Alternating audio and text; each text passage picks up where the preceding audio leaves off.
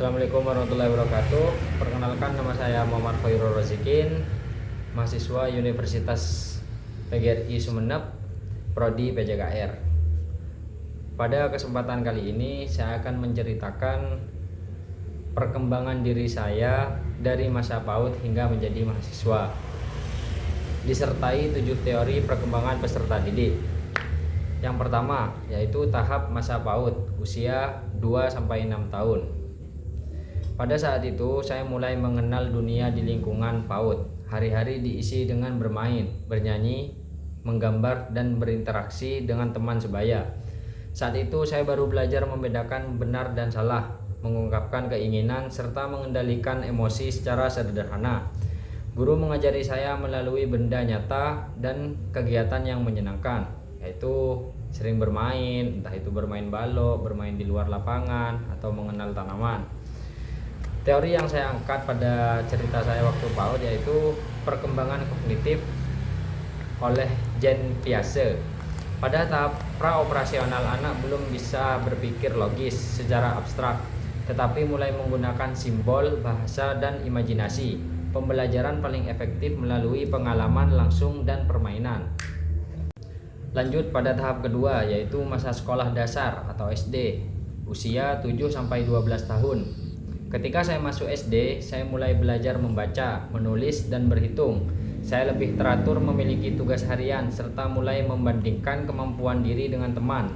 Keberhasilan dalam pelajaran atau kegiatan membuat saya percaya diri, sedangkan kegagalan mengajarkan saya untuk berusaha lebih giat. Pada teori ini saya mengangkat teori dari Erik Erikson, perkembangan psikososial.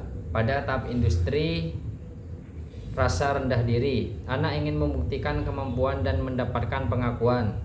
Jika tidak didukung, ia akan tumbuh dengan rasa kompeten. Jika tidak, timbul keraguan pada diri sendiri. Teori yang kedua yang saya angkat yaitu dari Lauwens-Kohlberg, tahap perkembangan moral. Masuk tahap konvensional awal, anak mulai memahami aturan, menghormati orang tua dan guru, serta bertindak baik untuk mendapat pujian atau menghindari hukuman. Lanjut pada tahap ketiga yaitu masa sekolah menengah pertama, usia 13-15. Cerita ini saya akan menceritakan masa ini penuh perubahan fisik dan emosi. Saya mulai mencari jati diri, ingin diakui oleh kelompok teman, serta memiliki pandangan sendiri tentang berbagai hal. Minat pada pelajaran tertentu mulai terlihat dan saya mulai memikirkan cita-cita di masa depan. Yaitu ketika saya SMP, saya masuk di pondok pesantren. Bukan kemauan saya tapi kemauan orang tua saya. Pada teori ini saya mengangkat teori dari Erik Erikson, perkembangan psikososial lanjutan. Tahap identitas, kebingungan peran, remaja berusaha menjawab pertanyaan siapa saya, dukungan lingkungan, membantu membentuk identitas yang jelas. Sebaliknya, ia bisa bingung menentukan arah hidup. Teori yang kedua yang saya angkat yaitu perkembangan sosial budaya, Lev Vygotsky. Pembelajaran terjadi lewat interaksi sosial dan bantuan orang yang lebih mampu. Zona perkembangan terdekat, dukungan guru, teman, dan lingkungan sangat membantu mengembangkan kemampuan berpikir dan pemahaman. Jadi yang saya ceritakan di pondok pesantren memang seperti itu, yaitu teman dan lingkungan sangat mempengaruhi pikiran dan perilaku kita. Lanjut pada tahap berikutnya yaitu masa sekolah menengah atas atau SMA pada usia 16-18 tahun. Di SMA saya mulai lebih mandiri, memiliki tanggung jawab lebih besar dan menyusun rencana masa depan. Kemampuan berpikir logis dan abstrak semakin matang. Saya bisa menganalisis masalah, mempertimbangkan berbagai pandangan dan mengambil keputusan sendiri. Persiapan menuju perguruan tinggi menjadi fokus utama. Pada masa SMA ini, karena SMA saya di pesantren, jadi saya lebih dikenalkan ke organisasi atau kepengurusan. Salah satunya PKM, yaitu pelatihan kepemimpinan dan manajemen.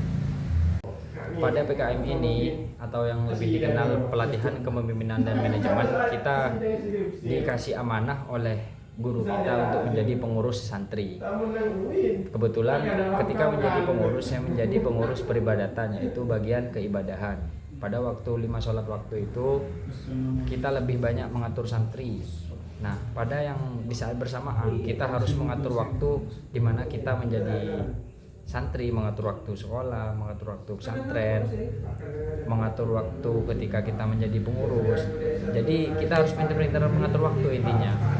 Nah, pada saat SMA ini atau yang dikenal lebih masa labil, yaitu masa berubah-ubah.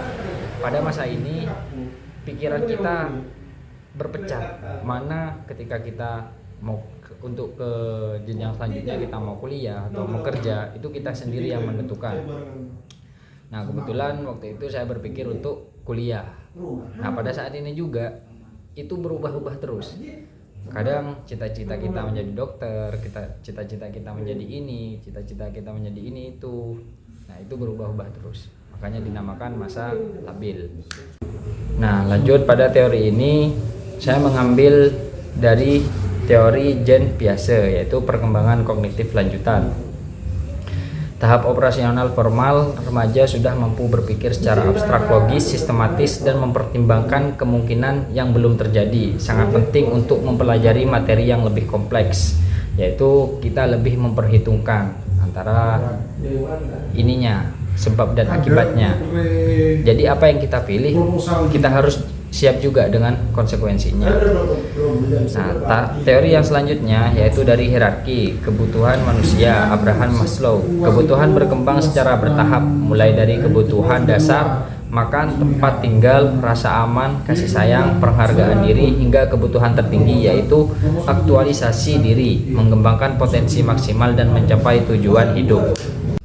Lanjut pada tahap berikutnya yaitu masa mahasiswa, umur 18 tahun ke atas hingga saat ini. Saya melanjutkan pendidikan ke perguruan tinggi. Saya harus mengatur waktu sendiri, menentukan prioritas, beradaptasi dengan lingkungan baru yang lebih luas, serta berhadapan dengan tanggung jawab yang lebih besar. Pemikiran saya menjadi lebih kritis, logis, dan terbuka terhadap berbagai pandangan. Saya mulai merencanakan masa depan dan berusaha mengembangkan potensi diri secara utuh. Contohnya ketika di kampus, yaitu kita atau saya mengikuti organisasi eksternal maupun internal. Teori ini saya angkat dari perkembangan kognitif tahap akhir dari Jean Piaget dan Robert Selman. Berada pada tahap operasional formal, saya mampu berpikir abstrak, berlogika, merencanakan masa depan, dan memahami sudut pandang orang lain secara mendalam. Pemikiran sudah tidak terbatas pada benda nyata saja, melainkan dapat menganalisis kemungkinan-kemungkinan dan konsep yang rumit. Mungkin hanya itu dari saya, kurang lebihnya mohon maaf. Wassalamualaikum warahmatullahi wabarakatuh.